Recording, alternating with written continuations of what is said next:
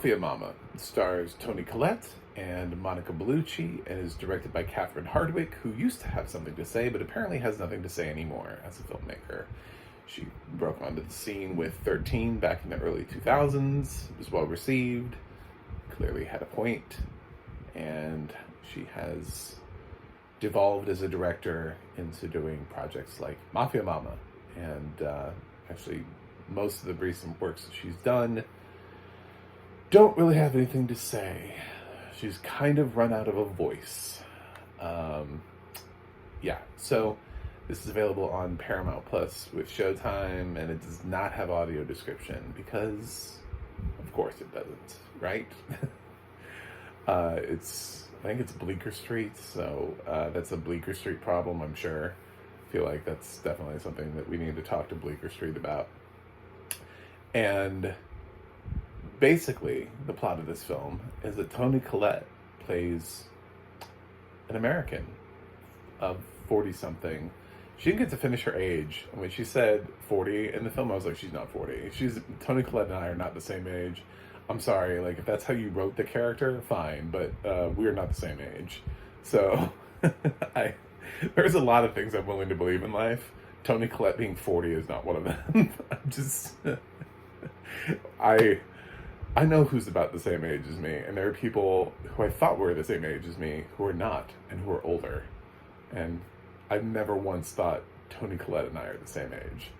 But Toni Collette realizes in this film that she finds out that her grandfather has died. Her grandfather that she doesn't really know or remember lived in Italy.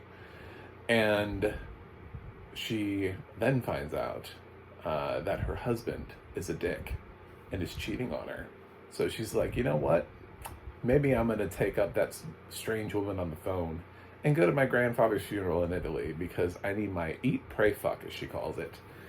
And she flies out to Italy at the behest of what ends up being a consigliere played by Monica Bellucci. So Toni Collette finds out from Monica Bellucci that through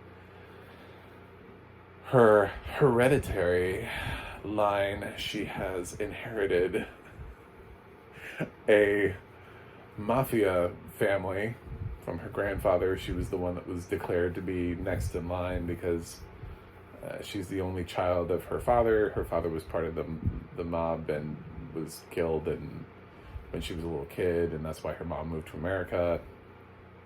So Toni Collette is next in line, is apparently the only one, although there are some cousins and stuff in here, and they're all very upset about it because they're all Italian and men.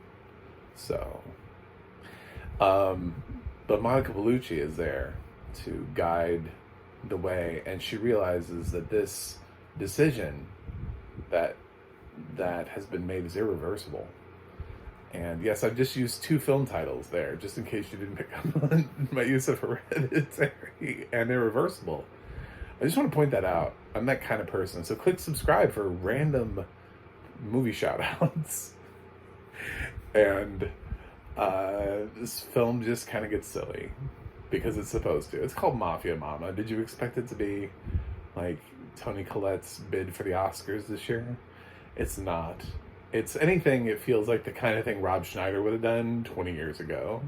Feels just like, or like when Chris Kattan did like Corky Romano. It feels like sort of in that similar vein, where it's a comedy. It has a couple action sequences because the funny person is being thrown into this dangerous situation. And their life is in peril. I will say that even though this does not have an audio description track, I did watch this with a sighted human, which means I got a little bit more understanding of the film than I would have without audio description. I'm very cognizant of that. Without that person, I would not have understood or known several things about the film that I do know now. So the film does have some violence in it. There are repeated attempts on her life when she's in the film, and she sort of hilariously murders her assassins. I guess that's kind of a spoiler, but it's also kind of hilarious that it keeps happening. it's like a running gag, and every time she kills somebody, it's always like graphically violent. Um, and she's just like, I'm just a mom. I'm just an American. I don't belong here. I don't know what's going on. She's just like, that's her thing. Toni Collette is fully committed. Toni Collette is about 100 times more committed to this dumbass film than Javier Bardem was to The Little Mermaid. Um, Toni Collette is all in.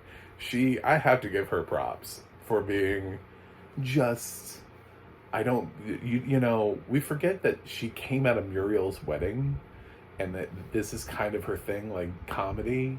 And because she's such a great dramatic actress that, you know, I think as a culture, we think of her as a dramatic actress, but damn, she's funny. So she actually kind of makes this film work. I'm not going to lie. Monica Bellucci is a little bit out of her element, but she does play a little bit more of a serious character, which is fine. There are some things that happen with her character that are just kind of clunkily thrown in there because the script is awful. And there's things where, you know, you're just like, thanks for the foreshadowing. Goodbye. Thanks for helping out. Are you a foreshadowing device for this film? So, yeah, the reason to watch this is, do you like Toni Collette? Do you think she's funny? Probably if you liked Connie and Carla, if you were like that deep into Toni Collette's comedic career, you'll probably like this. It's almost watchable, except for the fact that there is violence and a lot of Italian. Now, I didn't mind the fact that I didn't understand the Italian as much because I understood that the perspective of this film is from Toni Collette's perspective. So she doesn't speak Italian either. So it's up to her to sort of navigate being in Italy without being able to speak Italian. And there's a lot of it though. There's a lot of Italian. So it's not just like she's occasionally running into somebody who's saying something to her in Italian. It becomes a bit much, so it is kind of like, you know what, I would have been okay with this at a certain level, but this is a lot of Italian, and it feels like I needed, and I knew that there were subtitles being read, it's just my person was not. You know, I don't want, the people I watch films with should not have to read subtitles to me while the film is going. This is what studios don't understand when they don't provide audio description, is that a lot of times it's really not even for us. Also, it's also for the people we're with, because then they know we use audio description most of the time, so when we're watching something that they want to watch, and it doesn't have audio description, they feel bad, so then they feel like they have to compensate for it. But really, it's just because some asshole who works for a company decided, nah, we're not going to do accessibility here. You're making a decision for a lot of people, basically. I don't think you fully understand the ramifications of all the decisions that you make. This would be my answer to that guy. But, yeah, I didn't really want the person I was with to have to read all of the subtitles. So, I just got some of the action sequences and stuff where told to me about what was happening, so I had a better understanding of that. It's stupid, it's fun, and Toni Collette mostly makes it work. It's not a great film, but because of the massive amount of Italian in this film, mixed with a little bit of action and violence, I can't give this a grade. Because it needs to be accessible. Sorry, it did not pass the accessibility test. So, had I not had a person with me, I would not have been able to even understand some of the things that I did get to understand because I had another human in the room. But I have to give props to Toni Collette. I do not hate her performance here. I think she absolutely is totally in. She's all in on this performance. And I don't know that it's a great one, but her level of commitment to this film and to the absurdity, and she makes a script that is not very well written, work rather well. And Catherine Hardwicke, even though she has lost her voice as a director and has become the kind of director that I don't think will ever get nominated for Best Director, she has somewhat competently directed this film. It's just kind of clunkily written and put together.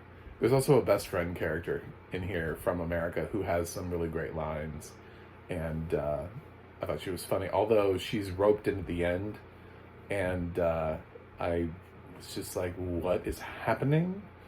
What is happening here? Why is she here? How did she get here?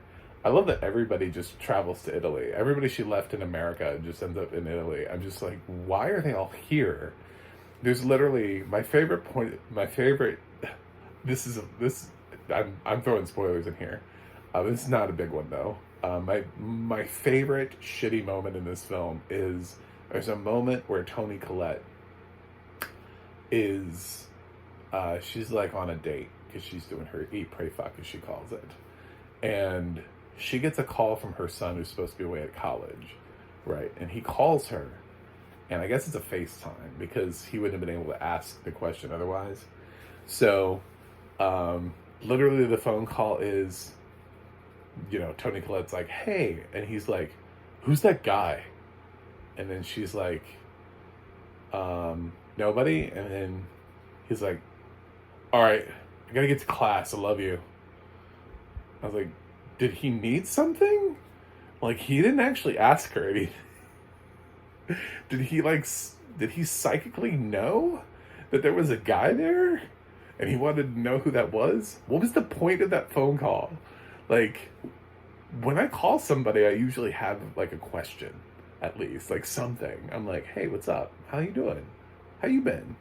Even if I don't have a direct question, like, so, is it 2 p.m. or 3 p.m., I have something. But her son literally just calls, and it's like, who's that guy? I have to go to class. Like, all right, did you not need any? And she doesn't even call him on it. She's like, what did you call for? And like, I was just like, what is this phone call? Why is this in the film?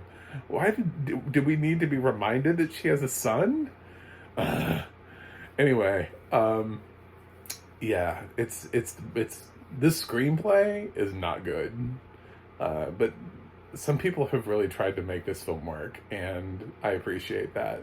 However, it does not have accessibility, so my grade is unwatchable. Anyway, thanks for watching. Thanks for subscribing. If you're not a subscriber, please click subscribe. You can also go to my website, macthemovieguy.com. You can go to Twitter, Instagram, or Threads. Follow me at macthemovieguy.